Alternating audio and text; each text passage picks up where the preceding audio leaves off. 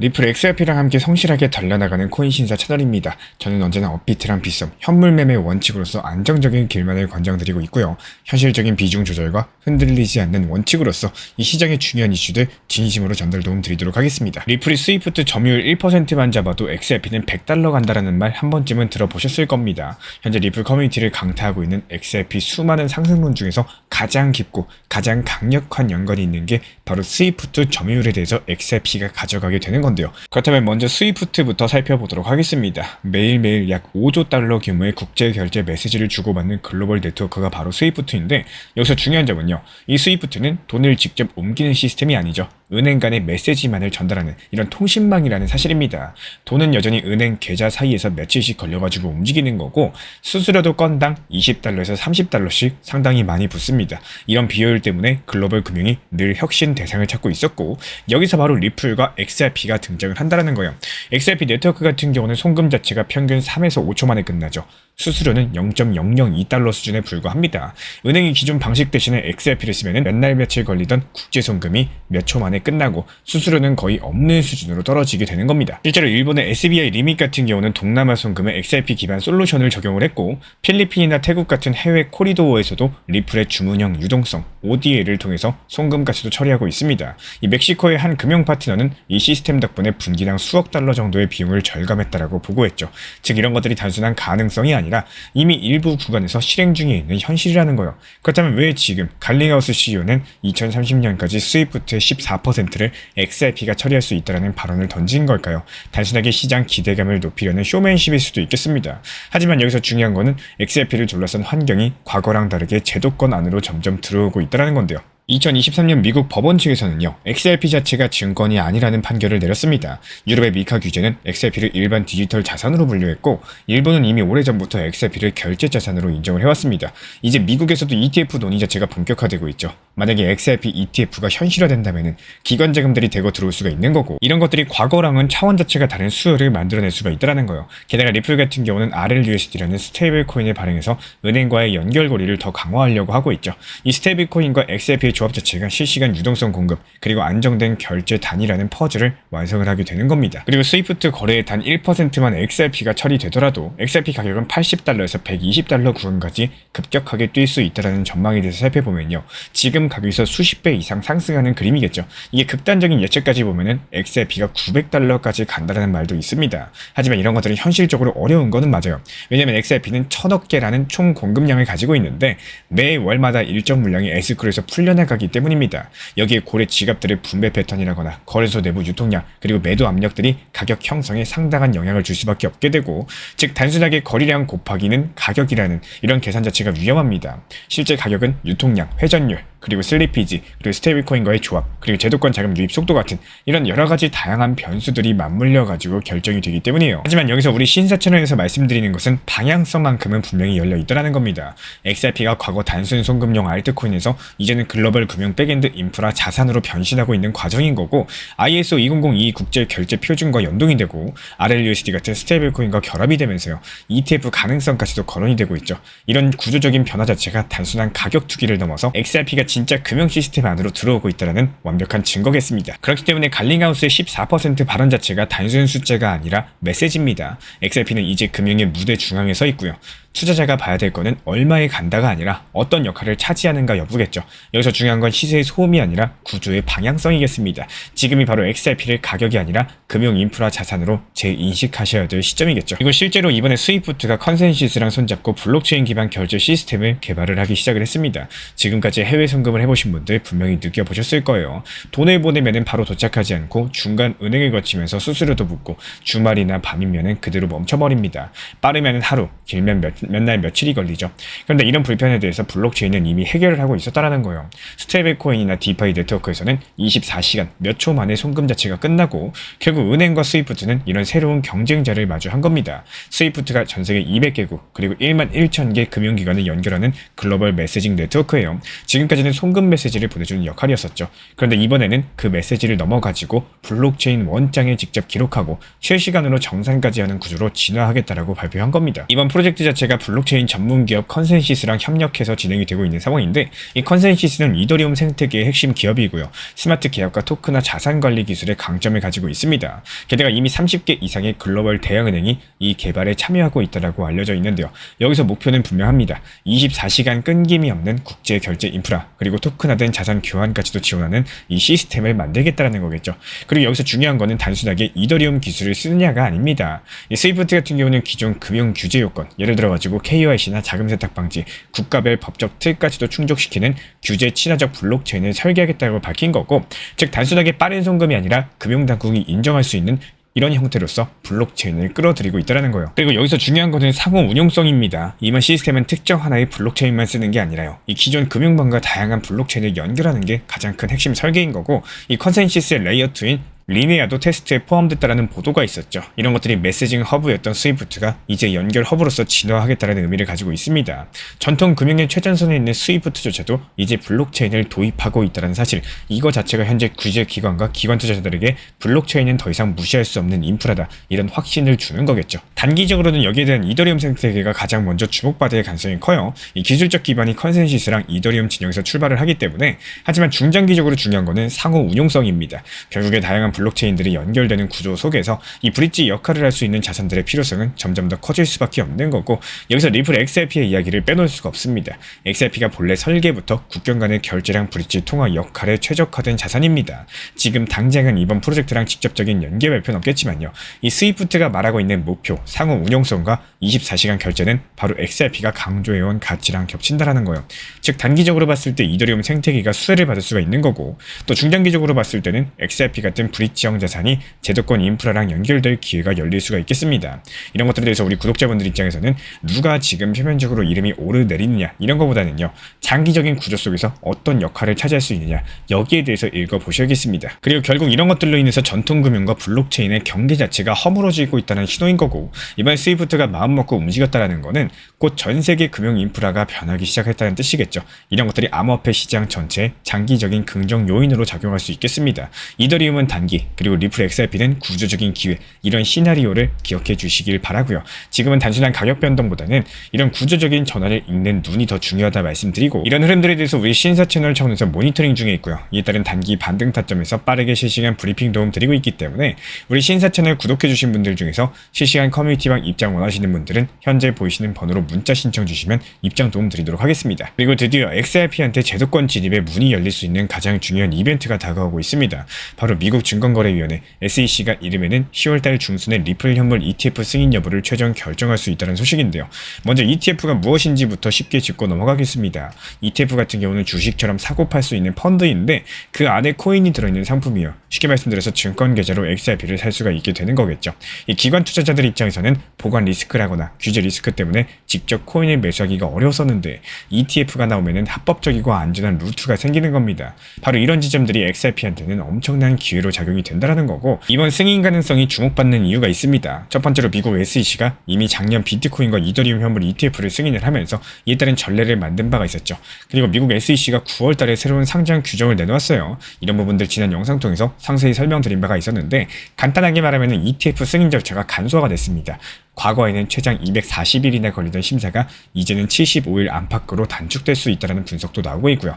이 말인즉슨 제도권이 코인을 점점 제도화된 상품으로 받아들이고 있다는 뜻이겠죠. 그리고 리플에게 특히 중요한 거는 그동안 가장 큰 불확실성이었던 미국 SEC랑 소송이 지난 8월 달에 마무리가 됐다는 점입니다. 이에 따른 사건 종결되면서 리플을 맡고 있던 법적인 족쇄가 풀렸다는 거고, 이제는 소송 때문에 ETF가 안 된다는 말은 더 이상 통하지가 않아요. 오히려 SEC 입장에서도 더 이상 발목을 잡을 명분 자체가 줄어든 상황이겠죠. 그렇다면 여기에 대해서 시장은 어떻게 반응을 할까요? 여기서 우리가 반드시 구분하셔야 될 게 있습니다. 이 승인 자체가 가격을 올리는 마법 버튼은 아니라는 거예요. 실제로 비트코인 ETF가 승인됐을 때 초반에는 급등이 나왔다가 잠시 조정을 거쳤었죠. 진짜 중요한 거는 승인 이후에 실제로 자금이 얼마나 들어오느냐 여부였고, 리플 XRP ETF도 똑같습니다. 승인 뉴스에 단기적으로는 변동성이 크겠지만 중장기적으로 봤을 때 기관 자금이 얼마나 흘러 들어오느냐가 XRP 가격의 새로운 바닥과 천장을 결정하겠죠. 그리고 지금부터 상당히 중요한 말씀 드릴 것이기 때문에 반드시 집중해서 시청해 주시기를 부탁드리겠습니다. 이게 호재라고 해서 모든 코인이 무조건 상승하는 건 아니겠죠. 최근에 리플에도 다양한 호재가 이어가고 있지만요,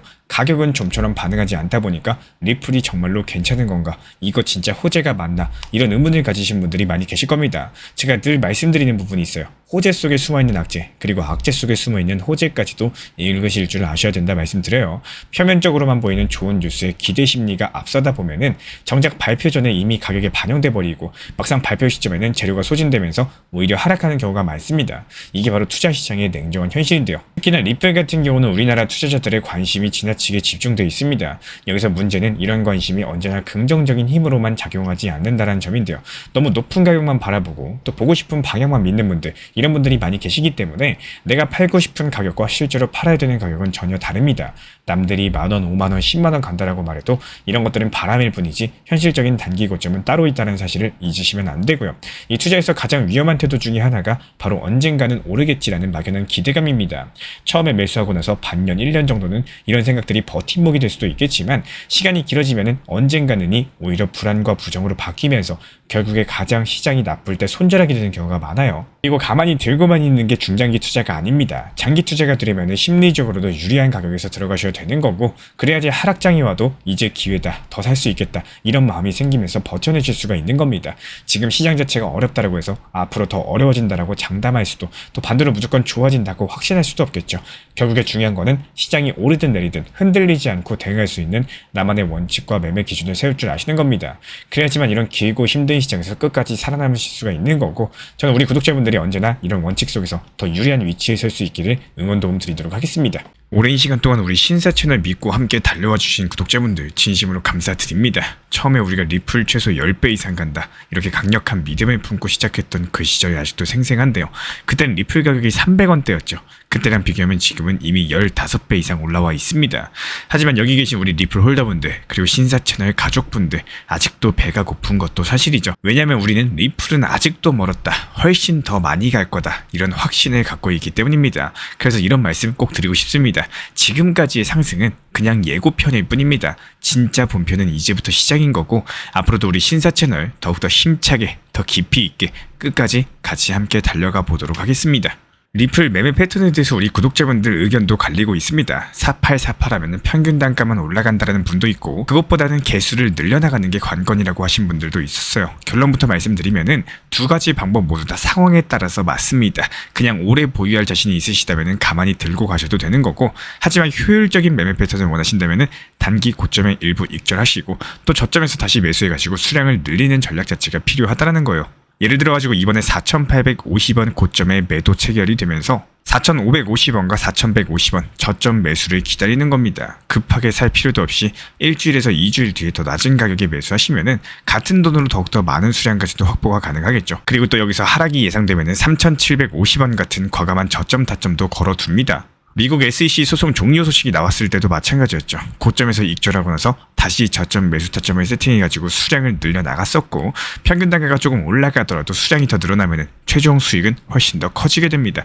예를 들어가지고 평균 단가 1,500원에 1,500개를 가진 것보다 평균 단가 2,500원에 2,500개의 평가 금액이 훨씬 더 크다라는 거예요. 그렇기 때문에 우리 신사 채널 구독자분들, 평균 단가 상승을 두려워하지 마시고 원칙 매매로서 일단 수량을 늘리는 전략이 중장기적으로 더 좋은 수익을 가져온다는 거 반드시 기억해 주시기 바랍니다. 이런 매매 패턴들 우리 신사 채널 전용 리플 커뮤니티 통해서 말씀드리고 있기 때문에 입장 원하시는 분들은 현재 보이시는 번호로서 문자 신청 주시면 입장 도움 드리도록 하겠습니다. 현재 제가 안내드리고 있는 정보방 입장에 대해서 관심이 있으신 분들이 최근에 많아지셨습니다. 간단하게 한번 설명드려보도록 하겠습니다.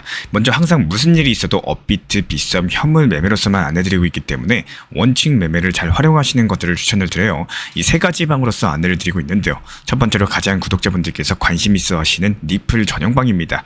리플 전용방에서는 말 그대로 리플에 대해서 집중적으로 단기 고점과 저점, 그리고 장기적인 관점에 대한 타점과 리플에 대한 시장 브리핑을 안내드리는 방이고요.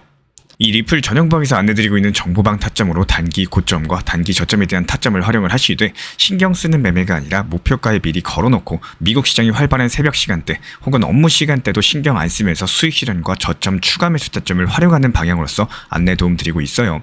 리플에 무조건 장기적으로만 보는 게 아니라 메인 비중은 장기적으로 보유하시되 일부 비중은 단기 고점과 저점을 살려가면서 비중과 수량을 늘려나가고 평균 단가를 낮추는 전략으로서 운영하시는 것들을 항상 추천을 드립니다. 그리고 두 번째로 번째로 단기 타점의 종합방입니다. 리플을 몰빵으로 장기적으로만 보유하다 보면 결국에 시장의 흐름을 놓치게 되기 때문에 적당한 알트코인들을 비중을 활용하시면서 적극적으로 투자 전략으로 살려나가는 게 정말 중요합니다. 예를 들어가지고 좋은 엔진의 리플 코인을 보유했으면은 그 엔진이 잘 활용될 수 있도록 좋은 기름과 엔진 오일의 역할이라고 생각을 하시면 되는 거예요. 안내드리고 있는 단기 타점의 목표 타점, 성향은 말 그대로 단기적으로만 접근하시는 걸 항상 추천을 드리고 있습니다. 간혹 지금 시장이 안 좋은 단기적인 알트코인이 가능하냐 이렇게 생각하시는 분들도 계신데요. 지금 시장에서 단기 타점이 불안하다라고 느끼시거나 알트코인을 공략하는 게 맞나 이렇게 생각하시는 가장 큰 이유 중에 하나는 시장의 테마에 맞는 코인이 아니라 이미 급등이 나왔거나 주목을 받고 있지 못한 코인들을 공략을 하거나 혹은 목표 타점이 비정상적으로 높거나 혹은 순간적으로 움직임이 나올 수 있는 단기 고점의 타점을 찾지 못해서라고 생각을 해요. 결국에 투자 시장은 순환적으로만 흘러가기에 적당한 알트코인들을 비중에 맞춰가지고 병행하면서 여기서 나온 수익들로 리플의 단기 저점 매수의 계획을 통해 가지고 하나의 톱니바퀴처럼 움직이도록 내 포트폴리오를 구성을 할 줄 아셔야 됩니다. 타점은 말 그대로 단기 타점답게 수익 실현하고 나면 사실 그 이후에 더 상승하던 떨어지던 크게 신경 쓸 필요가 없겠죠. 시간 또한 바빠가지고 걱정할 필요가 없는 게 항상 말씀드린 이런 목표 타점에 미리 걸어두면은 신경을 쓸 필요가 없다는 점을 반드시 생각을 하셔야 됩니다. 그리고 세 번째로는 종합 브리핑방인데요. 중요할 수 있는 속보, 시장 브리핑에 대한 핵심 내용들을 전달드리면서 시장이 어떻게 흘러가고 앞으로의 시장이 어떻게 움직일까 이런 중요 핵심 내용 같은 것들을 전달드릴 뿐만 아니라 메이저 코인과 그리고 스윙과 중장기적인 타점에 대해서 안내드리면서 단기적 관점보다는 조금 보유 기간이 있다라고 하더라도 목표 타점 자체를 높게 보는 방향으로서 안내드리고 있는 방입니다. 대표적으로 최근에 도지코인에 대해서도 목표 타점을 높게 276원의 종합 브리핑방에서 타점 안내드리면서 여유롭게 약 5일 정도 보유하면서요. 도지코인이 상승이 연달아 나오고 있을 때 오히려 과감하게 370원의 목표 타점을 안내드렸습니다. 이렇게 상승이 잘 나오고 있을 때는 대부분 여기서 더 오르는 게 아닌가 이렇게 생각을 하시는 분들이 많이 계시겠지만 항상 적당한 고점에서 수익 실현하는 것들을 목표로 잡는 게 정말 중요하다고 말씀을 드려요. 이렇게 세 가지 방 입장 안내드리고 있기 때문에 항상 업비트, 빗썸으로서 현물에 대해서 안내드리고 있습니다. 비중 조절과 원칙 매매를 통해서 일하거나 바쁜 와중에 신경 쓰시는 매매보다는요. 여유롭게 매도 걸어놓고 편하게 신경 안 쓰시면서 제대로 운영하시기를 추천을 드리겠습니다. 리플 XRP 투자에 있어서 이제는 투트랙 전략이 반드시 필요해지고 있습니다. 무턱대고 몰빵하거나 반대로 또 손 놓고 기다리는 시대는 끝났어요. 첫 번째 트랙은 매달 분할 매수하시면서 시장이 빠지든 말든 일정 비중으로서 리플을 꾸준히 모아 나가시는 겁니다. 이거는 시간과 리스크를 분산할 수 있는 가장 효율적인 전략인 거고, 그리고 두 번째 트랙은 남은 현금 비중으로 알트코인 단타로서 굴려나갑니다. 수익이 나면은 그거를 다시 리플에 재투자하시면 되는 거고, 이게 바로 수익을 만드는 순환 매수 전략이 되실 거예요. 그런데 여기서 중요한 거는 단타 하실 때 조심하셔야 되는 거예요. 단타 매매 중독되면 끝장입니다. 이 매매 중독을 절대 조심하셔야 되는 거고, 예를 들어 가지고 시장이 과열인데도 지금 아니면 기회가 없다 이런 조급한 생각에 RSI 지표가 이미 고점인데도 불안해서 또 들어가고 결국에 수익은커녕 손실만 쌓이게 되실 겁니다. 그래서 저희 채널 차원에서는 한 가지 원칙이 있습니다. 확률이 높은 날만 진입을 하세요. 그리고 시장 전체가 과매도 구간일 때, 비트코인 기준 RSI가 바닥을 찍을 때, 그때 알트코인 중에서 최근 거래량이 급등한 종목이 과매도의 경우 MACD, 볼린저 밴드, 이동평균선과 일목균형표 참고해서 신중하게 매수 진입 타점 들어갑니다. 그리고 그 외에는 아예 매매를 쉬는 날도 반드시 있어야지 진짜 단타인 거고, 그렇다면 이걸 어떻게 구별할 수 있는지 궁금하실 거예요. 여기서 챗 GPT가 등장을 합니다. 저희는 챗 GPT를 단순한 도구로 쓰지 않습니다. GPT한테 오늘 확률 높은 진입 타이밍이냐 이렇게 물어볼 수 있게 맞춤 프롬프트를 사용을 하는데요. 그리고 그 결과에 저의 실전 매매 노하우 30%를 덧붙여가지고 GPT 시그널을 보완합니다. 어떻게 하는지 궁금하신 분들 GPT 검색력과 활용 전략을 이용해가지고 이 두 가지를 한 방에 알려드리고 있습니다. 현재 보이시는 번호로서 리플 단타라고 문자 남겨주세요. 지금 이 영상 보신 분들에게만 오픈합니다. 그냥 GPT 쓰는 법이 아니라 투자로 연결되는 GPT 사용법 지금 바로 알려드리도록 하겠습니다. 제가 안내해드리고 있는 코인 신사 채널 멤버십 전용방에 대해서 짧게 설명드려 보도록 하겠습니다. 리플, 암호화폐 시장에 대한 중요한 이슈, 그리고 브리핑이나 시장의 흐름에 대한 전문적인 분석 내용 설명과 함께 차트상의 기술적 분석, 온체인 지표와 투자 심리에 대한 내용들을 같이 안내 도움드리고 있고, 가장 중요한 투자 심리를 컨트롤하기 위해서 포트폴리오의 구성에 대한 노하우, 투자 심리 컨트롤에 대한 내용도 같이 안내드리고 있습니다. 코인 신사 스터디 멤버십 가입하신 분들께서는 아래 번호 혹은 신청 링크 통해서 남겨주시면 제가 연락드리고 있고, 안내 설명과 함께 신사 채널 리플 전용 멤버십 방에도 입장 안내 설명드리고 있습니다.